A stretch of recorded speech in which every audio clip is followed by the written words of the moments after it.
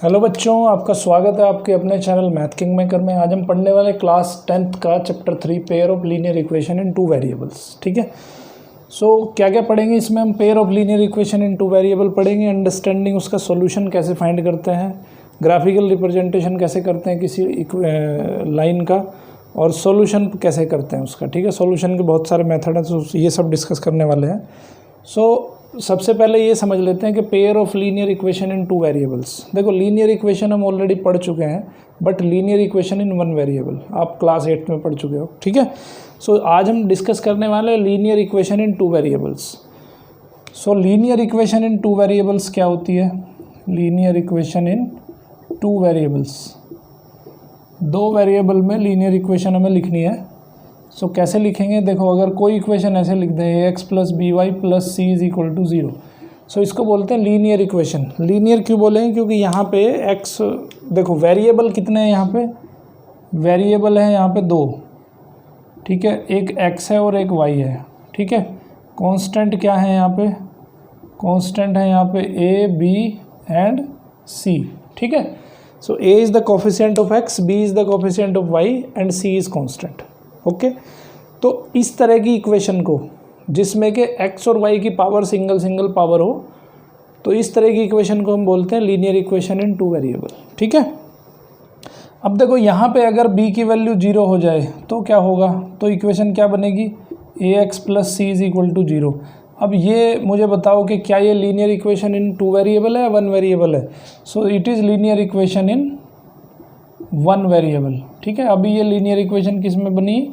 One variable में बनी। तो इसका मतलब क्या है कि लीनियर इक्वेशन होने के लिए क्या कंडीशन है कि a और b आपका नॉन जीरो होना चाहिए। a and b must be non zero, ये जीरो नहीं होना चाहिए। अगर ये जीरो हो गया तो क्या होगा? वो linear equation in two variable नहीं रहेगी। ठीक है, इसको बोलते हैं linear equation in two variable. अब यहाँ पे क्या पढ़ने वाले हैं हम? यहाँ पे पढ़ने वाले हैं pair of linear equation in two variable. यहाँ पे पढ़ेंगे हम पेयर। तो पेयर का मतलब क्या है कि ऐसी ऐसी आपको दो इक्वेशन दी होंगी और दो इक्वेशन से आपको यहाँ पे सोल्व करना है आपकी इक्वेशंस को। ठीक है, तो पहले थोड़ा सा इसके बारे में जान लेते हैं। अब दो इक्वेशन कैसी दी होंगी, उसमें मान लेते हैं एक कोफिशिएंट हो जाएगा आपका a1x b1y plus c1 is equal to 0, और दूसरा दिया होगा a2x plus b2y plus c2 is equal to 0।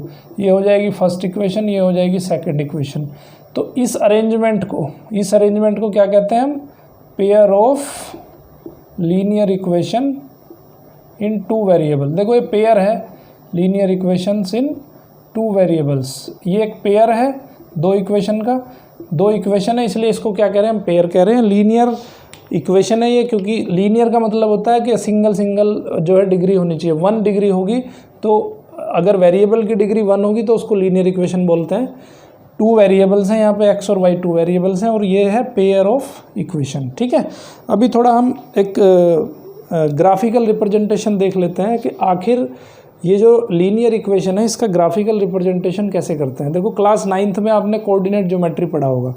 ठीक है, नहीं पढ़ा है तो मेरा लेक्चर यहाँ पे 9th क्लास का जाके देख सकते हो, उसमें कोऑर्डिनेट ज्योमेट्री मैंने बहुत अच्छे से कवर किया है। कोऑर्डिनेट ज्योमेट्री में जाके आप देख सकते हो कि किसी लाइन को ज्योमेट्रिकल एक्सिस पे कैसे हम ट्रेस करते हैं, या उसका ज्योमेट्रिकली उसका क्या मीनिंग होता है। ठीक है, मैं एक छोटा सा एग्जाम्पल ले लेता हूँ। जैसे मैंने लिखा 2x minus 4y plus 6 is equal to 0। ये कोई इक्वेशन मैंने लिखी है। ठीक है, अब इस इक्वेशन के लिए मैं x और y की एक टेबल बना लेता हूँ। तो यहाँ से मैं क्या करता हूँ कि इसको 2x इज y की टर्म में इसको सोल्व कर लेता हूँ। तो ये हो जाएगा 2x plus 6 is equal to 4y, y को उधर ले गया मैं। ठीक है, इसको 4y की जगह सिर्फ y ही ले लो, समझ में जल्दी आ जाएगा थोड़ा और ज़्यादा। ये y ले लिया मैंने। यहाँ से y की वैल्यू क्या आ गई? 2x प्लस 6 आ गई। तो यहाँ से y आ गया आपका कितना? 2x plus 6। ठीक है, अब हम क्या करते हैं? एक टेबल बनाते हैं x और y की। x की कोई भी एक रैंडम वैल्यू रखेंगे, 9th क्लास में पढ़ चुके हो सब। ठीक है, x और y की वैल्यू रखेंगे। देखो, x की वैल्यू अगर हम 0 रख देते हैं तो y की वैल्यू कितनी आएगी? यहाँ पे 2 × 0 0 0 + 6 6 हो जाएगा। ठीक है, x की वैल्यू अगर -1 रख देते हैं, -1 रख दें तो क्या हो जाएगा, -2 + 6 ये हो जाएगी 4। x की वैल्यू अगर -2 रख देते हैं तो -4 + 6 हो जाएगा 2। ठीक है, x की वैल्यू 2 रख देते हैं तो 2 2 जब 4 4 + 6 हो जाएगा 10। ठीक है, इस तरह से हम यहाँ पे क्या है, बहुत सारी टेबल बना सकते हैं, बहुत सारी x और y की करस्पॉन्डिंग वैल्यूज़ ले सकते हैं। तो अब हम क्या करते हैं यहाँ पे कि अब इसको एक्सिस के ऊपर ड्रॉ करते हैं। ठीक है, तो ड्रॉ करने के लिए सबसे पहले क्या करना पड़ेगा हमें, तो 0 6 ढूंढना पड़ेगा। ठीक है, 0 6 ढूंढ लेते हैं। तो ये होगा आपका पॉजिटिव x एक्सिस, ये होगा पॉजिटिव y एक्सिस, ये होगा नेगेटिव x एक्सिस और ये होगा नेगेटिव y एक्सिस। सो 0 6 कहाँ पे होगा, x की वैल्यू 0 0 तो यहीं पे होगी, y की वैल्यू 6 है, तो हम ये ऐसे नंबर बना लेते हैं 1 2 3 4 5 6। सो 0 6 ये हो जाएगा, ये a पॉइंट मान लेते हैं हम, कौन सा हो गया, 0 6 हो गया। अब एक b पॉइंट कितना आया, -1 4, -1 यहाँ पे कहीं आएगा और 4 यहाँ पे आएगा, 1 2 3 4, तो ये पॉइंट हो गया आपका b पॉइंट -1 4। ठीक है, ये b पॉइंट हो गया। एक c पॉइंट है -2 -2, सो ये -2 ये हो गया, x की वैल्यू -2 और -2 x की वैल्यू -2 है, y की वैल्यू +2 है, तो ये पॉइंट कहाँ जाएगा, ये पॉइंट कहीं यहाँ पे आ जाएगा। ठीक है, तो ये हो गया आपका c पॉइंट है -2 2। d पॉइंट क्या है, 2 10, x की वैल्यू 2 और y की वैल्यू 10। x की वैल्यू 2 कहाँ पे होगी, 1 2, y की वैल्यू 10 6 ये होगी 7 8 9 10, कहीं यहाँ पे आ जाएगी। ठीक है, देखो ग्राफ पेपर पे आप अच्छे से ट्रेस कर पाओगे, क्योंकि यहाँ पे बिल्कुल एग्जैक्ट तो नहीं है, मैं सिर्फ अंदाजे से लिख रहा हूँ 2 10। ठीक है, सो अब सारे पॉइंट्स को मिला दो एक दूसरे के साथ तो एक स्ट्रेट लाइन बनेगी, सारे पॉइंट एक ही लाइन में आएंगे। अगर ये सारे पॉइंट एक लाइन में नहीं आ रहे, इसका मतलब है आपने कहीं कैलकुलेशन में गड़बड़ करी है। ठीक है, सारे पॉइंट एक लाइन में आने चाहिए। तो ये जो ग्राफ है, ये जो ऐसा कर्व जो बना है, ये कर्व किसका है, इक्वेशन 2x - y + 6 = 0। तो ये इस स्ट्रेट लाइन का रिप्रेजेंटेशन है, ग्राफिकल रिप्रेजेंटेशन। ठीक है, सो किसी भी स्ट्रेट लाइन को हम ग्राफिकली ऐसे रिप्रेजेंट कर सकते हैं। ओके, ये क्लास 9th में हम पढ़ चुके हैं already. So that is the graphical meaning of that particular equation. हमें एक टेबल बनानी होती है, टेबल में हमने कुछ नंबर ट्रेस किए, और देखो एक चीज़ और है कि ये जो नंबर का पेयर है, ये x और y का जो पेयर है, ये पेयर इस इक्वेशन को हमेशा सेटिस्फाई करता है। ठीक है, सेटिस्फाई का मतलब क्या है कि जो लेफ्ट हैंड साइड है वो equal to right hand side के हो जाएगी अगर आप ये वैल्यू पुट कर दोगे। x की वैल्यू 0 पुट करो, y की वैल्यू 6 पुट करो तो इक्वल टू आएगा 0। x की वैल्यू -1 पुट करो, y की वैल्यू 4 पुट करो तो आंसर आ जाएगा आपका 0। x की वैल्यू -2 पुट करो, y की वैल्यू 2 पुट करो तो आंसर आ जाएगा आपका 0। x की वैल्यू 2, y की वैल्यू 10 पुट करोगे तो आंसर आ जाएगा 0। इसका मतलब ये है। ठीक है, so that is the graphical representation और and graphical meaning of that particular linear equation in 2 variables. Okay, I think ये आपने समझ लिया होगा अच्छे से। अब क्योंकि यहाँ बात करने वाले हम पेयर ऑफ लीनियर इक्वेशंस की, सो पेयर की बात करेंगे यहाँ पे, तो एक दूसरी भी कहीं ना कहीं पे लाइन बनेगी इसी तरह की। ठीक है, तो अब यहाँ पे क्या हो सकती है, आपके पास 3 कंडीशन हो सकती हैं। 3 कंडीशन क्या है, जब दूसरी लाइन आप ड्रॉ करोगे इसी ग्राफ में तो 3 चीज़ें हो सकती हैं। पहला चीज़ क्या हो सकता है कि एक दूसरे को वो इंटरसेक्ट करेंगे कहीं। ठीक है, मान लेते हैं यहाँ पे कट करते हैं वो, तो एक कंडीशन ये हो सकती है। दूसरी कंडीशन ये हो सकती है कि वो दोनों लाइन पैरेलल हो सकती हैं एक दूसरे के। ठीक है, ये क्या है, ये पैरेलल लाइन है और ये क्या कर रही है, ये इंटरसेक्टिंग लाइन है। ओके, एक क्या हो सकता है कि दोनों लाइन का एक ही ग्राफ है, इस लाइन का भी यही ग्राफ है और इस लाइन का भी यही ग्राफ है। ठीक है, तो इसको ऐसी लाइंस को बोलते हैं हम कोइंसिडेंट लाइन, कोइंसिडेंट लाइंस।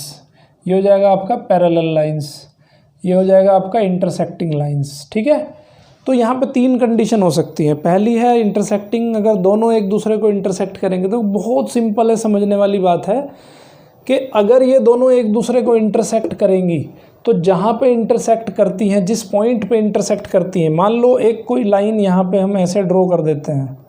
ठीक है। ये दोनों कहाँ पे इंटरसेक्ट कर रही हैं, यहाँ पे सी पे इंटरसेक्ट कर रही हैं। सी का पॉइंट क्या है, -2 सी है आपका -2 तो जहाँ पे भी इंटरसेक्ट करेंगे ये पॉइंट ऑफ इंटरसेक्शन होगा इन दोनों इक्वेशन का सॉल्यूशन। ठीक है। सॉल्यूशन का मतलब क्या है, सॉल्यूशन का मतलब है कि ये जो पॉइंट आपने ढूंढा है, देखो ये -2 ये जो पॉइंट है इंटरसेक्शन पॉइंट, ये इस लाइन के ऊपर भी है और इस लाइन के ऊपर भी है। तो जब ये इक्वेशन दोनों इक्वेशंस के ऊपर है तो इसका मतलब है कि दोनों इक्वेशंस को सेटिस्फाई करता है, जो अभी मैंने पेयर आपको बना के दिखाए थे। ठीक है।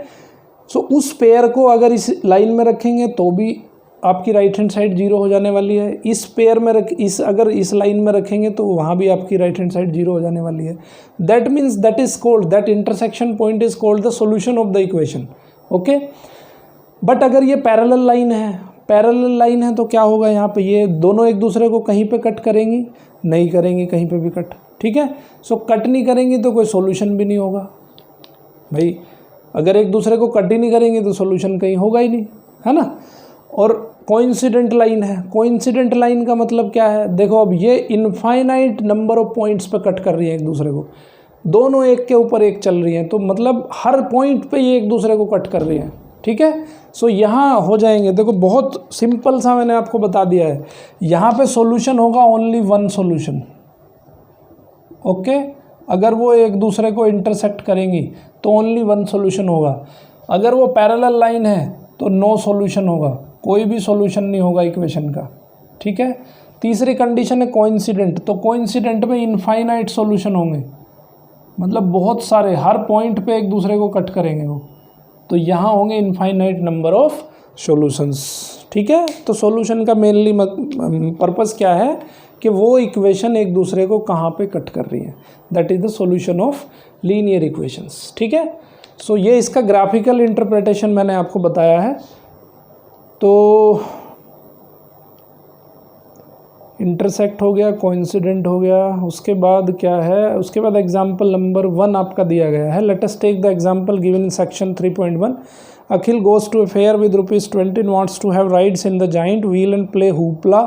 Represent this situation algebraically and graphically. Okay. अभी देखो क्लास 9th में आप ऑलरेडी पढ़ चुके हो कि आप वर्ड प्रॉब्लम से कैसे आप लीनियर इक्वेशन बना सकते हो, बट लीनियर इक्वेशन आपने सीखी है वहाँ पे वन वेरिएबल की लीनियर इक्वेशंस कैसे बनाते हैं। ठीक है। वो एल्जेब्रिकली कैसे हमें लीनियर इक्वेशन बनानी है वो थोड़ा यहाँ पे सीख लेते हैं, क्योंकि प्रॉब्लम्स जो आएंगी आपकी डायरेक्टली लीनियर इक्वेशन ना देके वो आपको वर्ड प्रॉब्लम भी पूछ सकता है। तो पहले आपको इक्वेशन बनानी आनी चाहिए, जब इक्वेशन बना ही नहीं पाओगे तो इक्वेशन सोल्व कैसे करोगे। ठीक है।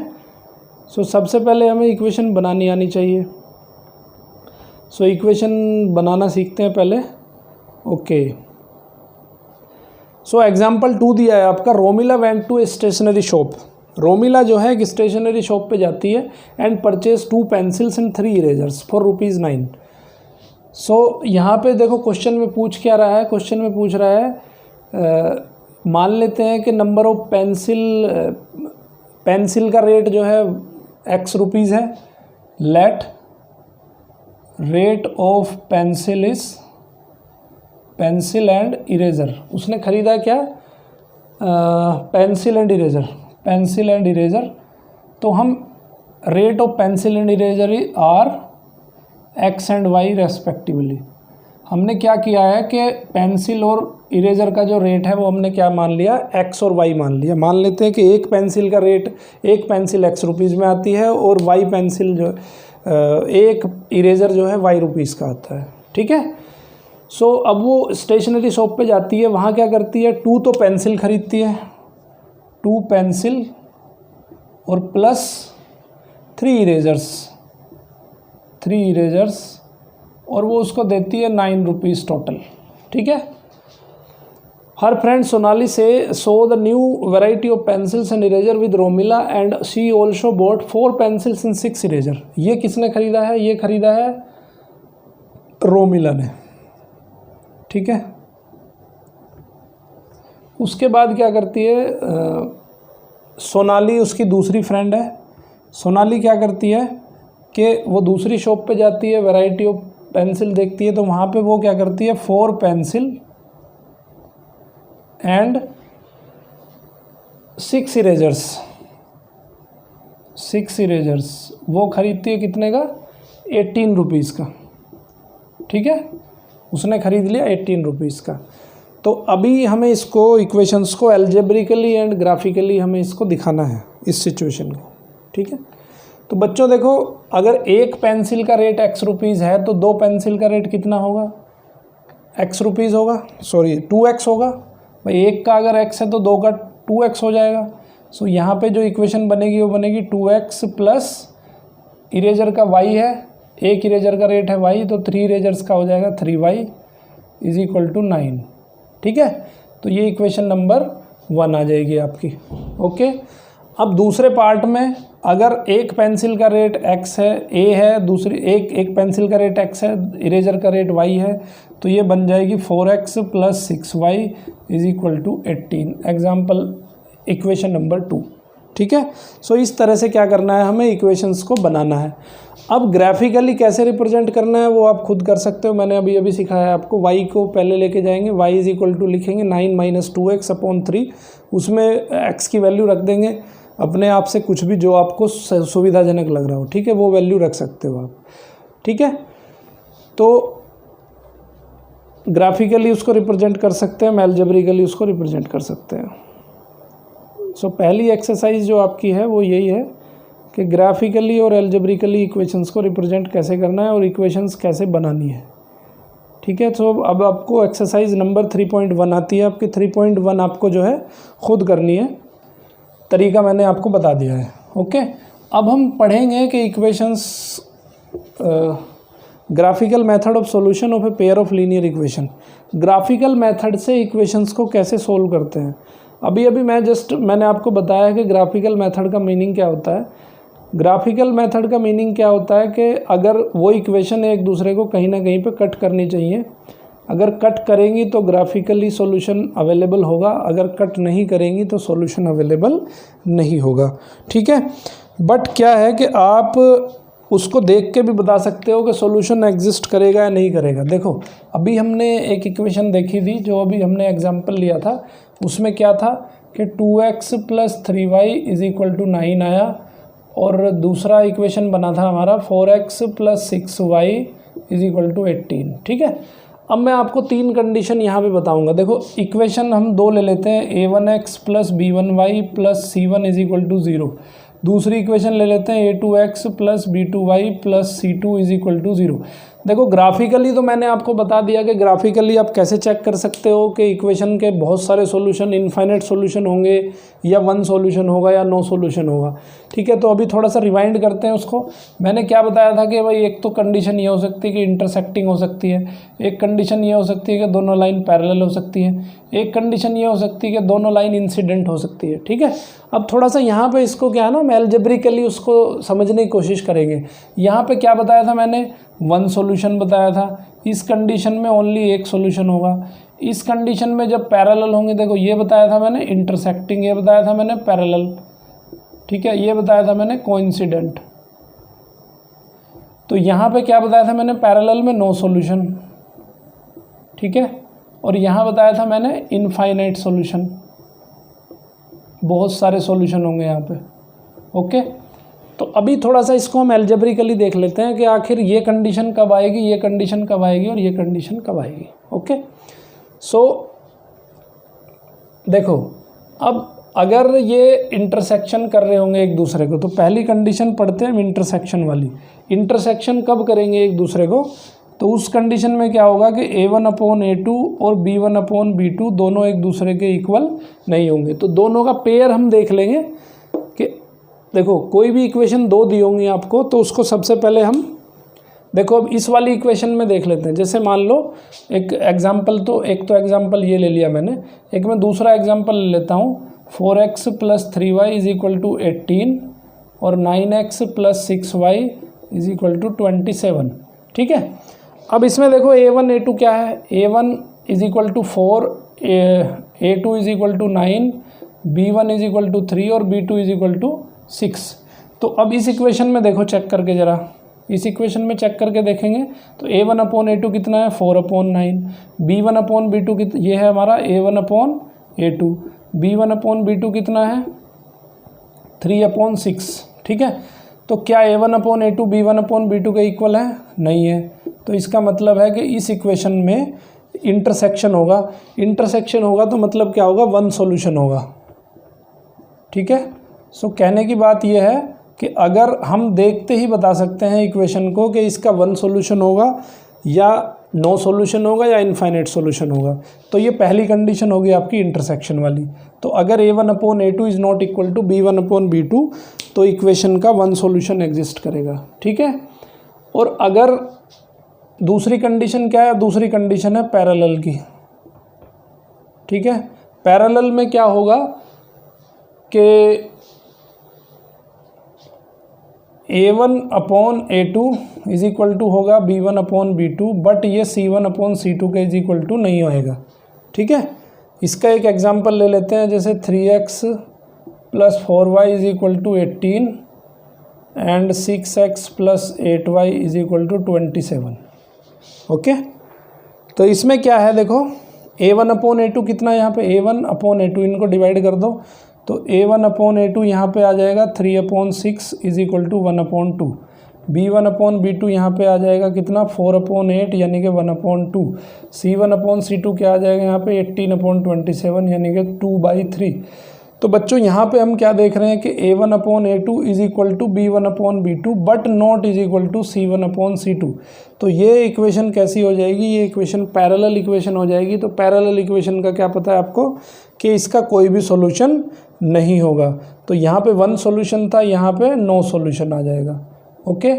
तीसरी कंडीशन क्या है, तीसरी कंडीशन में ये c1/c2 के भी इक्वल हो जाएगा, ठीक है। तो तीसरी कंडीशन ये है हमारी कोइंसिडेंट वाली, ठीक है। तो तीसरी कंडीशन में क्या होगा, कोइंसिडेंट हो जाएगा। तो बच्चों इसमें रटने वाली कोई बात नहीं है, आपको समझना है ये चीज़ कि आखिर ये वन सॉल्यूशन कैसे हुआ, नो सॉल्यूशन कैसे हुआ, इनफाइनाइट सॉल्यूशन कैसे हुआ।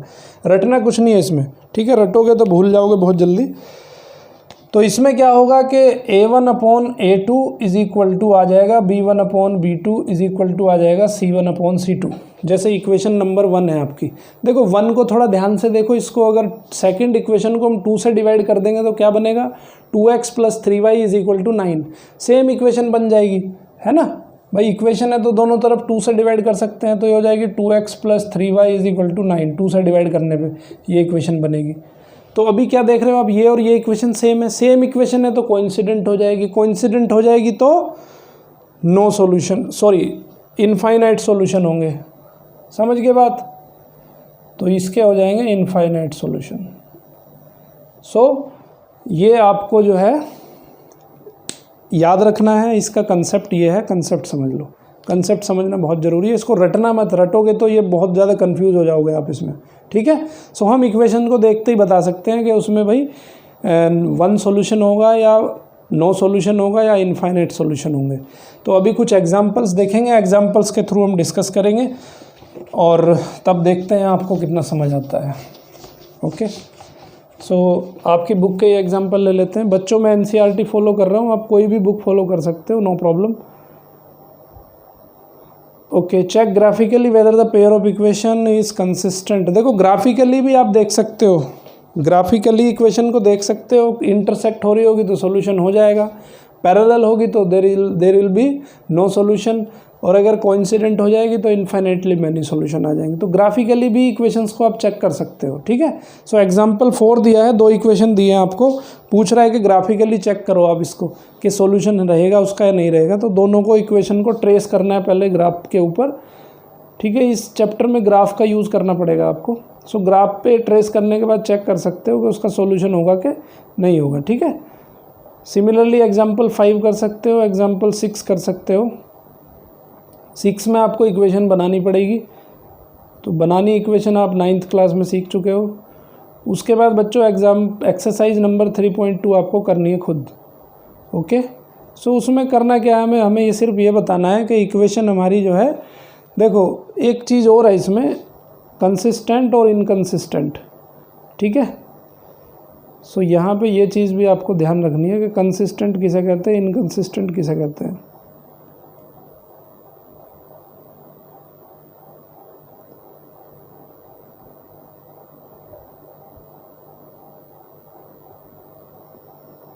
अगर उसका सॉल्यूशन एग्जिस्ट करता है, किसी भी इक्वेशन का अगर सॉल्यूशन एग्जिस्ट करता है तो कंसिस्टेंट होगा, सॉल्यूशन एग्जिस्ट नहीं करता है तो इनकंसिस्टेंट होगा।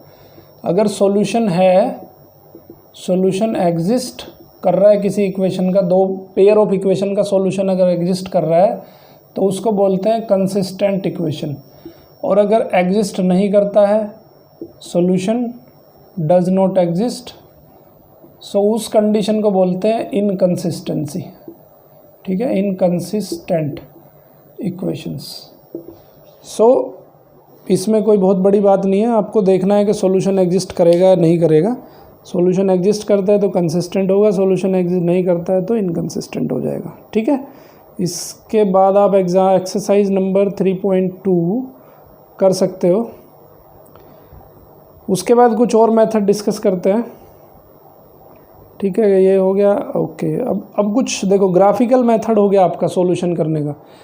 आपको क्या करना है कि दो इक्वेशन दी होंगी, दो इक्वेशंस को आप ट्रेस करोगे ग्राफिकली। उनको ट्रेस करने के बाद अगर वो कहीं पे कट करती होंगी, कहीं पे इंटरसेक्ट करती होंगी, तो उसको बोलते हैं उसका सॉल्यूशन। उस पॉइंट को आप मार्क कर लोगे। देखो, मान लेते हैं कि ये दो लाइन आपने ट्रेस कर ली, एक लाइन तो ये आ गई और एक कोई लाइन ये आ गई। ठीक है, ये कोई लाइन है और ये कोई लाइन है, आपने ट्रेस कर लिया। इसको ट्रेस करने का तरीका मैंने आपको बता ही दिया कैसे ट्रेस करना है। तो अगर ये जो पॉइंट होगा, ठीक है, ये मान लेते हैं 2, 3 पॉइंट है, ये यहाँ से 2 है और यहाँ से 3 है। ठीक है, तो ये पॉइंट कितना हो जाएगा, 2, 3 हो जाएगा। सो इस दोनों इक्वेशंस का जो सॉल्यूशन आ जाएगा वो क्या आ जाएगा, 2, 3 आ जाएगा। सो ग्राफिकली हम इक्वेशंस को सोल्व कर सकते हैं और उसका सॉल्यूशन ऐसे फाइंड कर सकते हैं। आपको दोनों इक्वेशन ट्रेस करनी है, देखना है कहाँ पे कट करती है। कट करती हैं तो सॉल्यूशन एग्जिस्ट करेगा, अगर पैरेलल हैं तो there will be no solution, और अगर वो कोइंसिडेंट आ जाती हैं तो इनफाइनाइट सॉल्यूशन एग्जिस्ट करेंगे। ठीक है, अब कुछ हम डिस्कस करेंगे एल्जेब्रिक मेथड। एल्जेब्रिक मेथड क्या है उसको थोड़ा देख लेते हैं, मैं एक एक एग्जांपल्स के थ्रू आपको समझाऊंगा। एल्जेब्रिक मेथड में आपका पहला मेथड आता है सब्स्टिट्यूशन मेथड। ठीक है, सब्स्टिट्यूशन मेथड में क्या करना है हमें, एग्जाम्पल से देख लेते हैं। सब्स्टिट्यूशन मेथड, देखो इसके नाम से ही पता चल रहा है हमें। तो सब्स्टिट्यूशन में क्या करना है कि एक वेरिएबल को उठाना है और दूसरी इक्वेशन में रख देना है। ठीक है, ये इक्वेशन नंबर 1 दे दी, दूसरी दे दी x + 2y = 3। तो जो आपको इजी लगे वहाँ से x या y की वैल्यू उठा के दूसरी इक्वेशन में पुट कर देनी है। ठीक है, तो यहाँ से देखो अगर x की वैल्यू उठाना चाहें तो इजी उठ जाएगी, क्योंकि यहाँ पे 7 मल्टीप्लाई है, यहाँ पे 15 मल्टीप्लाई है। तो यहाँ से x की वैल्यू हम इजीली, देखो इक्वेशन 1 से भी x की वैल्यू उठा सकते हो, y की वैल्यू उठा सकते हो, ये आपके ऊपर है। जो आपको ईजी लगता हो वहाँ वो वैल्यू वहाँ पर आपको उठानी है, वो वैल्यू आपको सब्सटीट्यूट करनी है। तो नॉर्मली हम क्या करते हैं, जिसके सामने कोई कोफिशिएंट ना हो ऐसी वैल्यू चुनते हैं, ऐसा वेरिएबल ढूंढते हैं। तो इसके सामने कोफिशिएंट नहीं है इसलिए इसको ढूंढा हमने। सो x की वैल्यू क्या आई यहाँ पे, 3 - 2y आई। अब ये इक्वेशन नंबर 3 बनी। सो अब लिखेंगे substituting value of x from 3 equation, 3rd equation two 1st equation. ठीक है, अब ये आपने दो इक्वेशन से तीसरी इक्वेशन बनाई है, तो 2 में नहीं रख देना इसको। ठीक है, इसको रखना है कहाँ पे, 1st इक्वेशन में रखना है। सो 1st इक्वेशन में रख दो तो ये हो जाएगी, देन 1st इक्वेशन बिकम्स, हमारा मकसद क्या है कि दो वेरिएबल से एक वेरिएबल बनाना है, क्योंकि सिंगल वेरिएबल से हम इक्वेशन सोल्व कर सकते हैं। सो ये वैल्यू उठा के यहाँ रख दी। 7 × x की वैल्यू कितनी है, 3 - 2y - 15y = 2। अब देखो ये सिंगल वेरिएबल में हो गया, y में हो गया अब ये, तो इसको सोल्व करना इजी है। 7 × 3 = 21, 7 × 2 = 14y - 15y = 2। वेरिएबल्स को सेपरेट कर लो तो ये हो जाएगा आपका, इसको इधर लेके आ जाओ, 21 - 2 = 14, 15 हो जाएगा 29y। सो यहाँ पे बचेगा 19 = 29y। सो y की वैल्यू आ जाएगी 19/29। ठीक है, सो y की वैल्यू आ गई आपकी 19/20y, अब क्या करेंगे, ये 19/20y जो वैल्यू आई है आपकी, इस वैल्यू को, क्योंकि x की वैल्यू भी तो निकालनी है, इस वैल्यू को उठा के इक्वेशन नंबर 3 में रख देंगे तो x की वैल्यू आ जाएगी। So putting value of y in third equation, ठीक है, थर्ड इक्वेशन में इसको पुट कर दो तो x की वैल्यू क्या आ जाएगी, 3 - 2 × 19/29, सो ये आ जाएगा 57 - 38/29 इज इक्वल टू कितना बचा भाई, 7 माइनस ये आ जाएगा आपका 19/29। सो x की वैल्यू कितनी आ गई, 19/29 आ गई, ठीक है। अब इसको चेक भी कर सकते हो आप, चेक करने का तरीका क्या है, सॉरी 87 आएगा ना, 29 3 ज़ा 87 माइनस 38 हो जाएगा 49, ठीक है। सो x की वैल्यू आ जाएगी 49/29। अब इसको चेक भी कर सकते हो आप, चेक कैसे करना है कि किसी भी इक्वेशन में x और y की वैल्यू पुट कर लो, लेफ्ट हैंड साइड में पुट करेंगे तो राइट हैंड साइड के इक्वल आना चाहिए, ठीक है। अभी देखो इसको जो सिंपल हो उसमें पुट करेंगे। सो मैं ले लेता हूँ ये सेकंड वाली में थोड़ा कैलकुलेशन कम है, सो इसको ले लेते हैं। x की जगह पे क्या रखना है, 49/y, सो 49/29 रख दिया x की जगह पे, प्लस y की जगह पे 19/29, सो 19 2 ज़ा 38/29, ठीक है। कितना हो गया भाई ये 87/29, सो ये आ गया 3 क्या है आपकी राइट हैंड साइड है, 3 राइट हैंड साइड है। इसका मतलब क्या है कि आपने जो आंसर किया है, आपने जो क्वेश्चन किया है वो बिल्कुल ठीक है क्वेश्चंस, ठीक है। सो ये मेथड है सब्स्टिट्यूशन में ध्यान रखना है कि एक x या y कोई भी एक वैल्यू निकाल के दूसरी इक्वेशन में पुट करनी है, ओके। अभी इसके बाद बात करेंगे हम एक इलिमिनेशन मेथड का, जैसे नाम से ही पता चल रहा है कि उसमें से क्या होगा, आपको 2 में से एक वेरिएबल आपको यहाँ से निकालना पड़ेगा, ठीक है।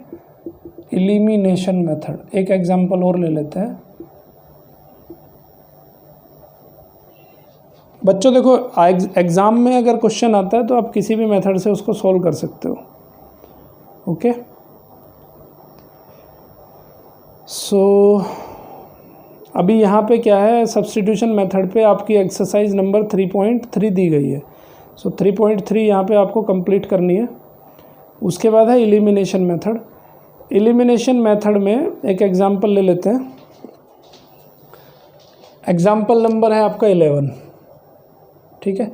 एग्जांपल नंबर 11 क्या कहता है, the ratio of incomes of 2 person is 9:7, ठीक है। सो ये कह रहा है कि रेशो क्या है उसका 9:7 है, and the ratio of their expenditure is 4:3।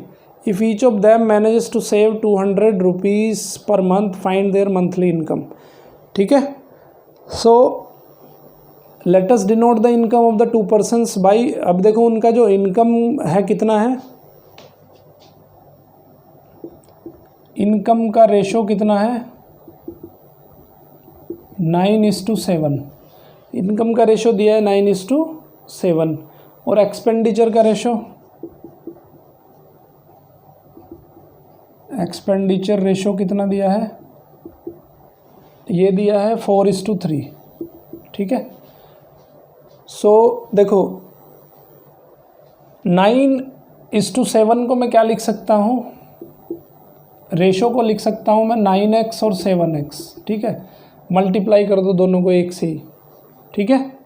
So 9x और 7x, तो ये रेशो हो जाएगा। एक्सपेंडिचर को क्या करें, अब यहाँ पे क्या करना है हमें, यहाँ पे हमें ये हो जाएगा 9x 7x, और ये दूसरा वेरिएबल मान लेते हैं एक y, तो एक्सपेंडिचर का रेशो हम मान लेते हैं 4y और 3y, ठीक है, ओके। सिंपल है, पहले हमें इक्वेशन बनानी पड़ेगी। अब देखो वो कहता है कि दोनों की जो सेविंग है, manages to save 2000 per month. Saving क्या होती है भाई, सेविंग होती है कि इनकम में से एक्सपेंडिचर माइनस करो, जो बचेगा वो सेविंग होगा, है ना। सो सेविंग क्या होती है,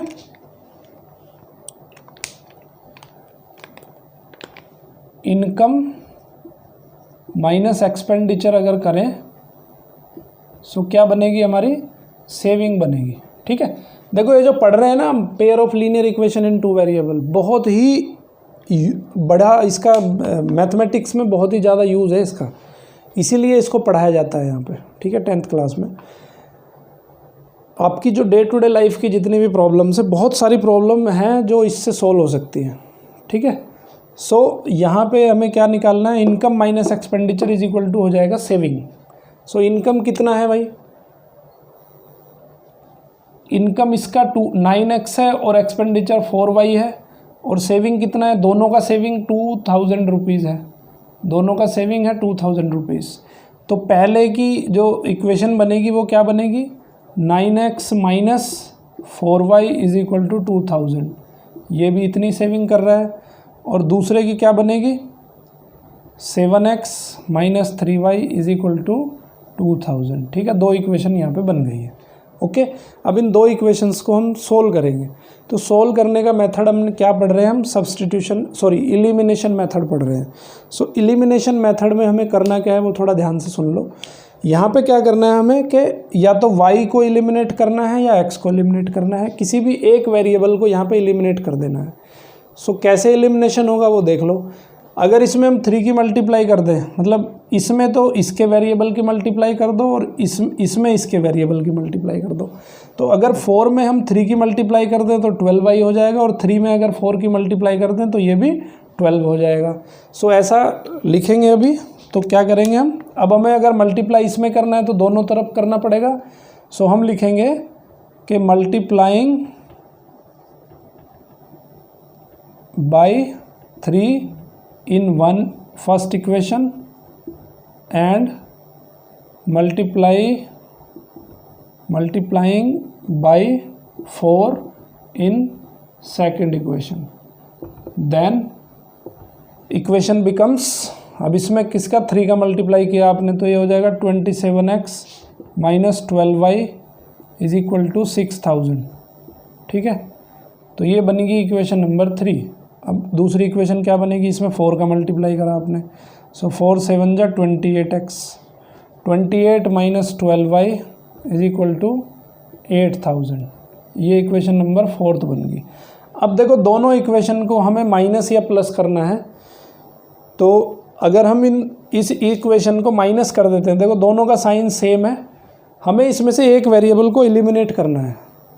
तो अगर हम इसको माइनस कर देते हैं तो एलिमिनेट हो जाएगा 12, ठीक है। सो माइनस करा हमने, माइनस कर दिया, ये माइनस का प्लस हो जाएगा, ये प्लस है तो ये माइनस हो जाएगा। तो ये 12y कैंसिल हो जाएगा क्योंकि एक प्लस है एक माइनस। तो क्या बचेगा, 27x माइनस 28x, तो बचेगा minus x, minus x is equal to minus 2000, ठीक है। सो x की वैल्यू क्या आ जाएगी, x की वैल्यू आ जाएगी 2000, ओके। अब क्या करेंगे, ये x की वैल्यू इक्वेशन किसी भी एक इक्वेशन में पुट कर लो। इक्वेशन नंबर 1 में पुट कर लेते हैं x की वैल्यू। तो सेम वे में जैसे हमने सब्स्टिट्यूशन मेथड में x की वैल्यू इसमें पुट करी थी, वैसे ही हम इसमें अब ये x की वैल्यू पुट करके y की वैल्यू यहाँ पे फाइंड आउट कर सकते हैं, ठीक है। तो इसका एलिमिनेशन मेथड समझ आया। एलिमिनेशन में हमें कोई भी एक वेरिएबल जो हमें इजी लगे, यहाँ पे x को भी एलिमिनेट कर सकते थे, बट इसमें 7 का मल्टीप्लाई करना पड़ता, इसमें 9 का मल्टीप्लाई करना पड़ता। सो बहुत ज़्यादा मल्टीप्लिकेशन हो जाता, तो छोटा सा लेते हैं, कोई भी जो छोटा सा मल्टीप्लिकेशन हो उसको हम चूज़ करते हैं, ठीक है। सो यहाँ पे x की वैल्यू हमने निकाल ली, फिर x की वैल्यू इसमें पुट कर दो इक्वेशन 1 या 2 में, तो y की वैल्यू आ जाएगी। फिर उसको हमें वेरीफाई भी करना है, आंसर भी चेक कर सकते हैं अपना हम यहाँ पे। तो x और y की जो वैल्यू आएगी उसको हम रख देंगे इक्वेशन नंबर 1 में, और देखेंगे कि लेफ्ट हैंड साइड हमारी राइट हैंड साइड के इक्वल आती है कि नहीं आती है, ठीक है। सो यहाँ से x की वैल्यू आई हमारी 2000, y की वैल्यू आई यहाँ पे 4000, ठीक है। y की वैल्यू आई यहाँ पे 4000। सो अब ये क्वेश्चन में क्या पूछा है उसने, क्वेश्चन में पूछ रहा है ये कि फाइंड देयर मंथली इनकम। तो मंथली इनकम कितनी है भाई, मंथली इनकम इसकी 9x है और इसकी 7x है, ठीक है। सो x की वैल्यू इसमें रख दो। सो ये हो जाएगा 18,000 और इसकी हो जाएगी 14,000। सो खाली x की वैल्यू पूछ रहा है, y की वैल्यू नहीं पूछा उसने, एक्सपेंडिचर नहीं पूछा है, ठीक है। So this method is known as the elimination method. Simple है, कर सकते हो। एग्जाम्पल 13 है, और ओके, अब यहाँ थोड़ी सी एक चीज़ और देख लेते हैं हम। देखो यहाँ पे आपके कुछ 2-3 तरह के क्वेश्चन आएंगे। पहला क्वेश्चन तो आपका इस तरह का होगा, जनरल क्वेश्चन है। तो एक क्वेश्चन होगा आपका नंबर से रिलेटेड, ठीक है, नंबर रिलेटेड क्वेश्चन भी आ सकता है। तो उसमें क्या है, आपको पहले इक्वेशन बनाना आना चाहिए, ठीक है। सो इक्वेशन बनाना सीख लेते हैं कि नंबर रिलेटेड क्वेश्चन में इक्वेशन कैसे बनाना है। बाकी सॉल्यूशन तो आप कैसे भी कर सकते हो। सो नंबर की बात करें अगर, जैसे 2 डिजिट का नंबर है, सो 2 डिजिट के नंबर में एक तो होती है 1 डिजिट, जैसे मान लेते हैं ये x है और ये y है, ठीक है, 2 डिजिट होंगी उसमें x और y। तो अगर इसको नंबर में लिखना है हमें, देखो जैसे आप मान लेते हैं 62 लिखते हो, तो एक्सपेंडेड फॉर्म में इसको कैसे लिखते हैं, 60 + 2, यानी कि 6 का 10 में मल्टीप्लाई करा प्लस 2 लिखा हमने, ठीक है। तो ये 1s प्लेस पे है और ये 10s प्लेस पे है। तो इसका अगर हमें एक्सपेंशन लिखना हो तो कैसे लिखेंगे, 10x + y लिखेंगे। अब अगर इसको रिवर्स कर दें डिजिट को, तो नंबर क्या हो जाएगा, नंबर yx हो जाएगा। तो yx को एक्सपेंडेड फॉर्म में कैसे लिखेंगे, 10y + x। मतलब जो नंबर 10th प्लेस पे रखा है उसमें 10th प्लेस पे जो नंबर रखा है उसमें 10 की मल्टीप्लाई होती है, और जो 1st प्लेस पे उस नंबर को उसमें ऐड करके लिख देते हैं, ठीक है। तो ये इसमें कंसेप्ट है बस। अभी इस पे बेस्ड आपका एग्जांपल नंबर 13 देखते हैं। The sum of 2 digit number and the number obtained by reversing the digit is 66। देखो हम मान लेते हैं कि लेट अस से आवर नंबर इज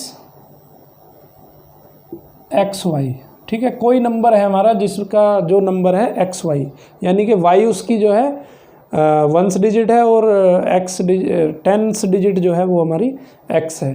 तो नंबर क्या हो जाएगा भाई, then number is 10x + y, है ना, ये बन जाएगा।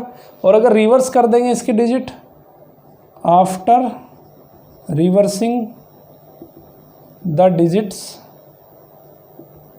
It becomes yx that is 10y + x। अब के y में इसकी डिवीजन वो हो जाएगी, ठीक है। तो अब ये कह रहा है अकॉर्डिंग टू क्वेश्चन, तो फर्स्ट कंडीशन क्या कहता है वो, फर्स्ट कंडीशन वो कह रहा है कि अगर भाई दोनों को ऐड कर दें, मतलब अगर ओरिजिनल नंबर और रिवर्स नंबर जो रिवर्स डिजिट करके बनाई है, the sum of 2 digit number and the number obtained by reversing the digit is 66। दोनों को अगर ऐड कर देते हैं तो नंबर क्या आता है हमारा, 66 बन जाता है। तो दोनों को हमने ऐड कर दिया और 66 लिख दिया। 10x + x कितना हो जाएगा, 11x + 10y + y हो जाएगा 11y = 66। दोनों तरफ 11 से डिवाइड कर सकते हैं, तो क्या बनेगा, डिवाइडिंग बोथ साइड्स बाय 11 से डिवाइड किया तो क्या बनेगा, x + y = 11, ठीक है। इक्वेशन नंबर बन गई आपकी 1, ओके। अभी दूसरी कंडीशन क्या कह रहा है वो, सेकंड कंडीशन क्या कह रहा है,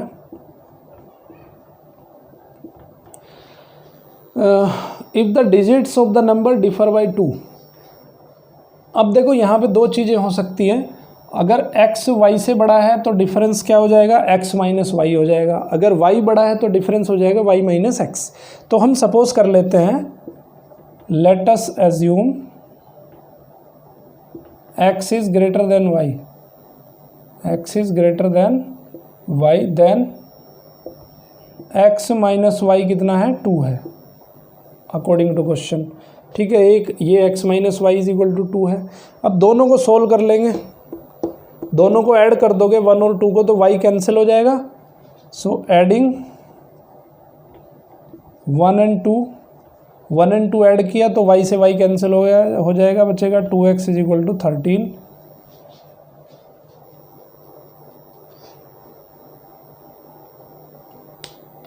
सॉरी ये तो 6 आएगा ना, जब इसको 11 से डिवाइड करेंगे तो 6 हो जाएगा, ठीक है। जब इसको 11 से डिवाइड करेंगे तो यहाँ हो जाएगा x + y = 6, x + y = 6, और ये बनेगा x - y = 2। सो दोनों को ऐड किया तो ऐड करने के बाद क्या आ जाएगा, y से y कैंसिल हो जाएगा, x और x 2x हो जाएगा, = 6 + 2 हो जाएगा 8। तो x की वैल्यू आ गई भाई 4, x की वैल्यू 4 आ गई तो y कितना हो जाएगा, इस इक्वेशन में रख दो, x इज इक्वल टू 4 यहाँ रखोगे तो y इज इक्वल टू आ जाएगा 2। सो y इज इक्वल टू आ गया 2। सो नंबर क्या हो गया आपका? सो नंबर हो गया आपका 42। x की जगह 4 रख दिया, y की जगह 2 रख दिया। देखो अब आपने क्या माना था, x को ग्रेटर माना है तो नंबर आया 42। अगर x जो है y ग्रेटर हो तब क्या होगा? y ग्रेटर होगा तो ये आप खुद करो, तो तब इक्वेशन क्या बनेगी? y माइनस एक्स बनेगी इक्वेशन, क्योंकि y बड़ा है। सो तब नंबर बनेगा 24। सो दोनों ही आंसर ठीक है। नंबर जो है आपका 42 भी हो सकता है, 24 भी हो सकता है, ठीक है, क्योंकि उसने अब वो पूछ रहा है कि ऐसे कितने नंबर हो सकते हैं, find the number how many such numbers are there. तो यहाँ पे ऐसे 2 नंबर हो सकते हैं, एक हो सकता है 42 और एक हो सकता है 24, ठीक है। सो नंबर वाले जो क्वेश्चंस हैं आपके वो आपको इस तरह से सॉल्व करने हैं। उसके बाद आती है एक्सरसाइज नंबर 3.4। 3.4 आपको खुद करनी है।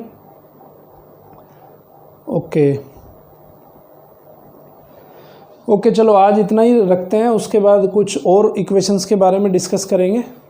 सो वो हम डिस्कस करने वाले हैं डे 2 में। सो चैनल देखते रहिए, सब्सक्राइब करिए और अच्छे से एजुकेशन लेते रहिए, पढ़ते रहिए। Thank you very much.